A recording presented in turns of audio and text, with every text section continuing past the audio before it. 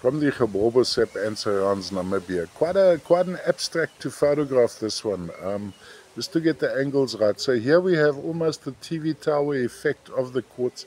Seems to be a slight shade of amethyst in this, sitting on a bit of a basalt matrix, maybe a little bit of dolomite on that matrix as well. And there you have that very interesting crystallization happening there. High luster, as one could expect from the Brandberg quartzes, of course, from the Geborbosep and surrounds in Namibia. Some of the best quartzes I've seen have actually originated from these deposits.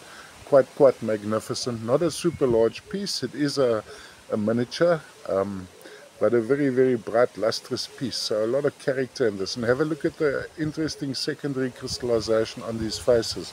Now, when you look at my still pictures, you'll actually notice the problem I have. Either I go like this, which makes it look rather dull, or I go with that, and you can't see the color, unfortunately, in these. From Namibia, Brandberg quartz from the Geborbosep and surrounds Namibia.